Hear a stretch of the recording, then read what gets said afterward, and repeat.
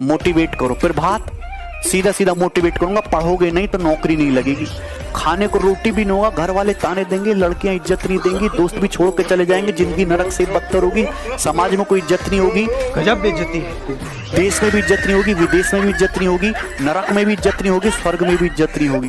भगवान भी जो है घृणा की दृष्टि से देखेंगे और राक्षस भी घृणा की दृष्टि से देखेंगे, देवता भी, कीड़े मकोड़े जंतु जानवर कुत्ता बिल्ली कोई तुम्हारी इज्जत नहीं करेगा, समझे। तुम खुद की भी इज्जत करना बंद कर दोगे, बच्चे तुम्हारे इज्जत करने के लिए बेइज्जती करने के लिए पैदा भी नहीं हो पाएंगे, ऐसी कंडीशन आ जाएगी। गजब बेइज्जती है। तो पढ़ लो, अब समझ में आया। इससे बढ़िया मोटिवेशन नहीं है कोई। पढ़ लो, नौकरी ले लो। वही आदमी ये बात कह सकता है मनी डजंट मैटर जिसकी जेब में खूब सारा मनी हो। गरीब आदमी नहीं कहता हो मिलेगा, समझे। देखिए एक तो बेसिक ट्रिक है, एक तो लाइक और शेयर ठोक दीजिए, महाकाल का लाइक और शेयर ठोक दीजिए। देखिए खुशी कब मिलेगी आपको, जिस दिन आपको जॉब मिलेगा ना, और जो पहली सैलरी मिलेगी वो भी नहीं खुशी है। जब आप अपनी पहली सैलरी ले जाके अपनी माँ के हाथों में देंगे ना, तो आपकी आंखों में आंसू होगा।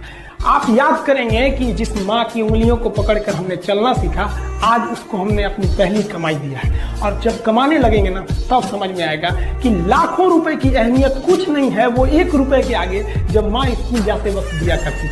बड़ी से बड़ी चीजों को भी आसान किया जा सकता है अगर दिल में जुनून हो और कुछ करने की आग अंदर भरी हुई हो, ना कि उल्टी सीधी हरकतें करने की। तो आप कुछ भी कर सकते हो, बस पागलपन ले आओ अपने अंदर।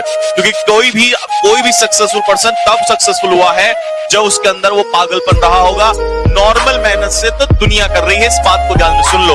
अगर किसी ने नाम बनाया है ना, तो उसको पागल होना पड़ा है। आपको मेहनत पागलों की तरह करनी पड़ेगी।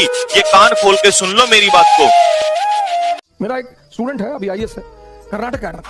जिस दिन उसका इंटरव्यू था, उस दिन उसके फादर की डेथ हो गई। जिस दिन उसका इंटरव्यू था, उसके एक दिन पहले उसके फादर की डेथ हो गई। तो शाम को फोन किया, कहा पापा से बात करो। तो उसकी माँ ने कहा कि देखो, पापा ने कहा कि अब मैं एक आईएएस अधिकारी से बात करूंगा, अब मैं अपने बेटे से बात नहीं करूंगा। तो अब तुम इंटरव्यू दे लो, उसके बाद ही बात होगी, मैं नाम नहीं लूंगा। अब देखिए माँ का रोल देखिए, इसको कहते हैं माँ बाप का रोल। किसी को बताया ही नहीं, किसी को डिस्क्लोज ही नहीं किया। लड़के को भी लगा कि हाँ यार, एक तो सिंपल सी बात है, चलो पापा ने हो सकता कहा हो, कल इंटरव्यू है, फिर बाद में बात करेंगे। इंटरव्यू देके निकला। जब इंटरव्यू लेके निकला तो उसे बताया गया कि भैया तुम तुरंत निकलो घर के लिए, और तुम्हारे पापा की हालत बहुत खराब। वो घर पहुंचा तो पता चला फादर की डेथ हो चुकी। तो उसने अपनी माँ से पूछा, सौभाग्य से हमारी मुलाकात हुई, तो हमने भी पूछा कि आपने ऐसा क्यों किया। बोली, मास्टर साहब, एक नुकसान तो हो ही चुका था, दूसरा करना उचित था। और मैं बताऊं, वो कभी स्कूल नहीं गई। क्या समझदारी रही होगी। कभी भी माँ बाप से आप ऊंचे आवाज में बात नहीं कीजिएगा, वरना आपको शिक्षित कहलाने का कोई अधिकार नहीं है। और बाप जो होता है ना, बड़ा खुददार इंसान होता है, कभी बोल नहीं पाता है। माँ तो बोल भी देती है ना, बाप बोल नहीं पाता है। जेब खाली रहने के बावजूद मैंने बाप को कभी ना कहते नहीं देखा। इस दुनिया में बाप से रईस इंसान मैंने नहीं देखा। लेकिन इन दोनों को कहते हैं कि आप अपने बच्चे को जी जान से प्यार कीजिए, उसे सोने का निवाला खिलाइए, लेकिन उस पर नजर रखिए दुश्मन की तरह क्या कर रहा है, वरना एक दिन बिगड़ जाए। कभी भी माँ बाप से आप ऊंचे आवाज में बात नहीं कीजिएगा, वरना आपको शिक्षित कहलाने का कोई अधिकार नहीं है। और बाप जो होता है ना, बड़ा खुददार इंसान होता है, कभी बोल नहीं पाता है। माँ तो बोल भी देती है ना, बाप बोल नहीं पाता है। जेब खाली रहने के बावजूद मैंने बाप को कभी ना कहते नहीं देखा। इस दुनिया में बाप से रईस इंसान मैंने नहीं देखा।